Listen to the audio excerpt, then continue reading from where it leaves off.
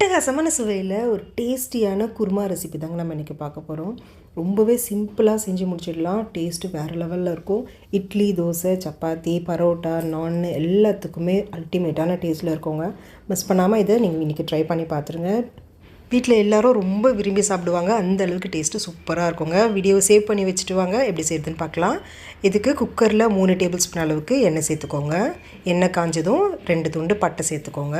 அடுத்து 2 ஏலக்காய், 4 கிராம்பு, கொஞ்சமாக கல்பாசி சேர்த்துக்கோங்க. கல்பாசி சேர்த்திங்கன்னா தான் இந்த குருமாவோட ஸ்மெல்லும் டேஸ்ட்டும் சூப்பராக இருக்கும்.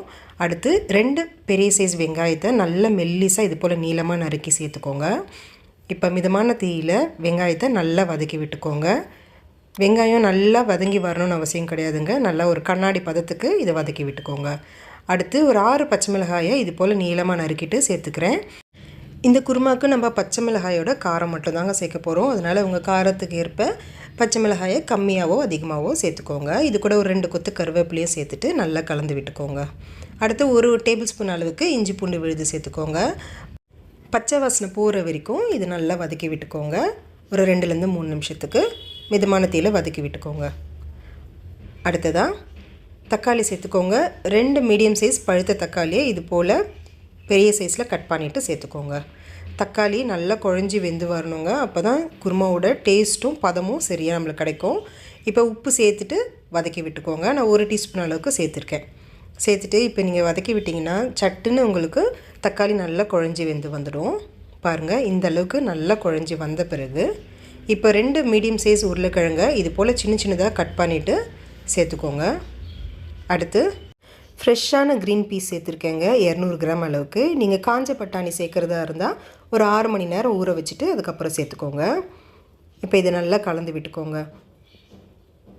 மிதமான தீயில் வச்சுட்டு நல்லா கலந்து விடுங்க. இது கூட நீங்கள் தேவைப்பட்டுச்சுன்னா காலிஃப்ளவர், கேரட் கூட சேர்த்து நீங்கள் செய்யலாம். இப்போ ஒரு மசாலா அரைச்சிக்கலாங்க. 1/2 கப் அளவுக்கு தேங்காய், 1 டேபிள் ஸ்பூன் அளவுக்கு பொட்டுக்கடலை, 1/2 டீஸ்பூன் சோம்பு, 1/2 டீஸ்பூன் கசகசா சேர்த்துக்கோங்க. அடுத்து ஒரு 6 முந்திரி பருப்பு சேர்த்துக்கோங்க. கொஞ்சமாக புதினா இலை, இது வாசனைக்காக தாங்க, கொஞ்சமாக சேர்த்திங்கனாலே போதும். கொஞ்சமாக இப்போ தண்ணி சேர்த்துட்டு எந்த அளவுக்கு நல்லா ஃபைன் பேஸ்ட்டாக இதை அரைக்க முடியுமோ இது போல் நல்லா ஸ்மூத்தாக அரைச்சி எடுத்துக்கோங்க.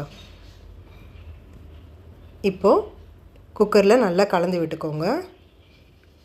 கலந்துட்டு இப்போ நம்ம அரைச்சி வச்சுருக்க மசாலா விழுதை சேர்த்துக்கோங்க. இப்போ இது நல்லா கலந்து விட்டுக்கோங்க.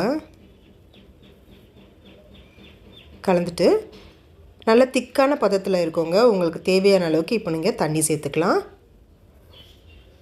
நான் ஒரு 250 ml அளவுக்கு தண்ணி சேர்த்துருக்கேன். அதாவது 2 கப் அளவுக்கு தண்ணி சேர்த்துக்கோங்க. சேர்த்துட்டு இப்போ இது நல்லா கலந்து விட்டுக்கோங்க. இந்த குருமா உங்களுக்கு இது போல் வெள்ளை கலர்லேயே வேணும்னா நீங்கள் இதே போலவே விட்டுடலாங்க. இல்லை கலராக வேணும்னா ஒரு 1/2 டீஸ்பூன் அளவுக்கு காஷ்மீரி மிளகாய் தூளை சேர்த்துக்கலாம். 1/2 டீஸ்பூன் மஞ்சள் தூள் சேர்த்துட்டு கலந்து விட்டுக்கோங்க. கலந்து விட்டுட்டு இப்போ தேவையான அளவுக்கு தண்ணி வேணும்னா சேர்த்துக்கோங்க. உப்பு செக் பண்ணிவிட்டு உப்பு தேவையானாலும் இந்த ஸ்டேஜில் நீங்கள் சேர்த்துக்கலாம். சேர்த்துட்டு குக்கர் மூடி வச்சுடுங்க. 2 விசில் வரட்டும். இப்போ ஸ்டீம் இறங்கின பிறகு பாருங்கள், நல்லா பொடியாக நட்டின கொத்தமல்லியை தூவிட்டு கலந்து விட்டு இறக்குனிங்கன்னா செம்ம டேஸ்டியான ஒரு குருமா ரெசிபி. இட்லி, தோசை, சப்பாத்தி எல்லாத்துக்குமே ரொம்பவே நல்லாயிருக்குங்க. கண்டிப்பாக மிஸ் பண்ணாமல் அதை ட்ரை பண்ணி பாருங்கள். உங்கள் எல்லாருக்குமே இந்த ரெசிபி ரொம்பவே பிடிக்கும். பிடிச்சிருந்துச்சுன்னா வீடியோவை லைக் பண்ணிவிட்டு உங்கள் ஃப்ரெண்ட்ஸ், ஃபேமிலி எல்லாருக்குமே இந்த வீடியோவை ஷேர் பண்ணி விடுங்க. அப்படியே மறக்காமல் அம்மாடி கிச்சனுக்கு சப்ஸ்கிரைப் பண்ணிக்கோங்க. Thank you friends.